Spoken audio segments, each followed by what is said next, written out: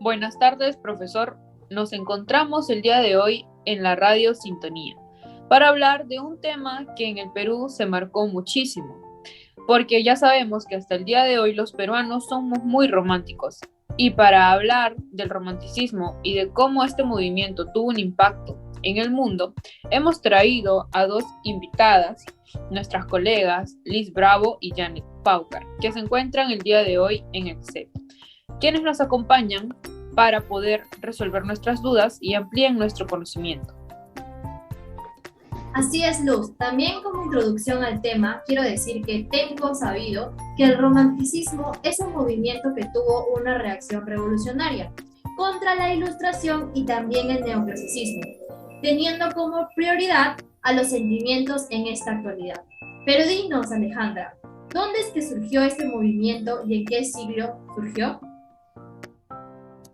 Si bien el romanticismo fue un movimiento literario que se inició en el siglo XVIII en Alemania, Inglaterra y Francia, que se dispersó y cultivó por toda Europa hasta mediados del siglo XIX y que continúa ejerciendo su influencia hasta la actualidad. Coméntanos, Janet, ¿dónde crees tú y dónde fue que se dieron las primeras manifestaciones del romanticismo y cuál habría sido la importancia de este? Bueno, sus primeras manifestaciones surgieron en el género literario. La importancia del romanticismo radica en haber promovido la idea del arte como un medio de expresión individual. Hizo ser real que el arte sea un perfecto medio para expresar el sentir individual, siempre naturalmente que el artista poseyera ese sentir individual al que dar expresión. Qué interesante, Janet. Bueno, Alejandra, ¿y nos podrías contar cuáles fueron sus características? Sí, claro. Entre sus características principales se encuentran la constante presencia de temas preindustriales como la naturaleza, los mitos grecolatinos y medievales.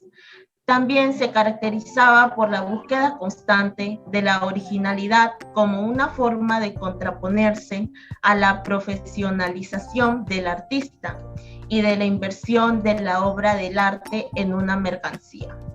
Dado que los escritores profesionales se servían de técnicas de escrituras genéricas, efectivas en el mercado. También se caracterizaba por concebir al artista como un intermediario entre lo trascendental y lo inmanente.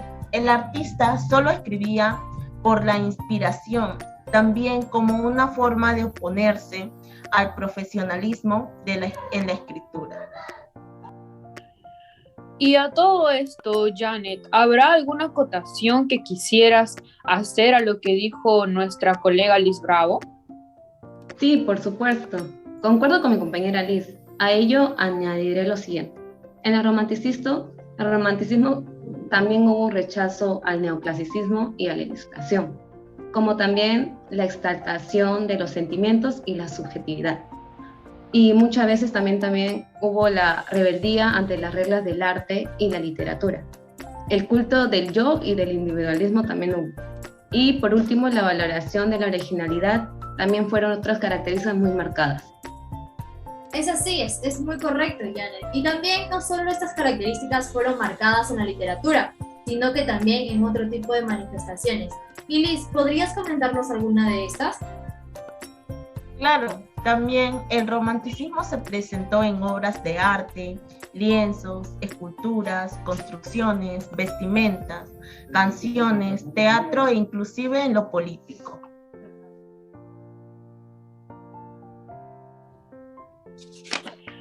Es muy cierto. Y hasta la actualidad hemos podido disfrutar de todas estas representaciones del romanticismo. En consecuencia, el romanticismo fue un movimiento muy diverso, a mi parecer, en el cual habían artistas revolucionarios, también habían reaccionarios y otros eran evasivos de la realidad. A todo esto habían promotores de valores burgueses y otros antiburgueses. Pero yo tengo una pregunta. Janet, ¿cuál crees tú que es el rasgo que marcó más al romanticismo? Sus rasgos marcados son la subjetividad versus la objetividad. Ahí se exaltaba la subjetividad, los sentimientos y los estados de ánimo sobre la objetividad y el racionalismo del arte neoclásico. Se enfocaron en el sentimiento intenso y místico como miedo, pasión, locura y soledad. También la imaginación versus la inteligencia. Ahí, para los románticos, el ejercicio de la imaginación era equiparable al pensamiento filosófico. Por ende, revalorización del papel de la imaginación en el arte en cualquiera de las disciplinas artísticas. También está lo sublime versus la belleza clásica, que se opone a la noción de la sublime frente a la belleza. Lo sublime se entendía como la percepción de la grandeza absoluta de los contemplado, que no solo place, sino que conmueve y turba al no corresponder a las expectativas racionales. Qué buenas acotaciones, compañera Janet. Bueno, a lo mencionado por mi compañera Janet, como dije anteriormente, ¿habrá algo más que quieras decir o acotar, compañera Liz? Claro, también cabe resaltar que había una brecha entre lo individualismo y el nacionalismo. El romántico procura la expresión del yo, el reconocimiento de la identidad individual, de la singularidad y la distinción personal. En la música, por ejemplo, esto expresó como un desafío al público de la improvisación artística. El nacionalismo fue la expresión colectiva de la búsqueda de la identidad del individuo. En una época de cambios vertiginosos, era importante mantener el vínculo con el origen, la herencia y la pertenencia. De allí el interés por el folclore. Qué buena acotación, compañera Alejandra. Bueno, para finalizar, Janet, ¿nos podrías mencionar algunos temas relevantes de este tema del romanticismo? Claro, el romanticismo abarca un registro tan diverso de temas como en la Edad Media, que hubo dos caminos. Uno, la evocación del arte sacromedieval, especialmente en lo gótico y la expresión de la fe y la identidad. Dos, lo maravilloso medieval, que también abarcaba monstruos, criaturas míticas, leyendas y mitologías como la nórdica. En el folclore resaltaba mucho las tradiciones, sus costumbres, leyendas mitológicas nacionales. En lo exotismo resaltaba su orientalismo y cultural primitivas, como culturas indígenas americanas. En su revolución y nacionalismo destacó bastante la historia nacional, valores revolucionarios, los seres caídos, y en temas oníricos resaltaba bastante los sueños, las pesadillas, las criaturas fantásticas, como muchos otros. Y último, inquietudes existenciales y sentimientos que resaltaba la melancolía, el melodrama, el amor como pasiones y muerte.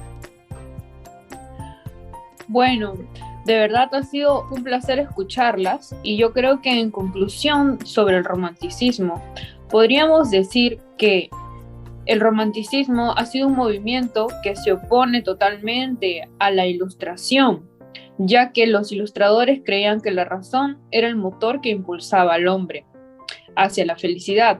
Sin embargo, los románticos refutaban totalmente esto y decían que el optimismo era esa razón que hacía que los hombres se vuelvan felices y la sociedad le impedía realizar los deseos personales, basándose también en la racionalidad y en la ciencia, para que la sociedad actual y el romanticismo dieran a conocer una forma libre de expresarse en todos los sentidos, ya sea político, social y literario. De verdad, muchas gracias, colegas, por habernos acompañado el día de hoy en nuestro tema.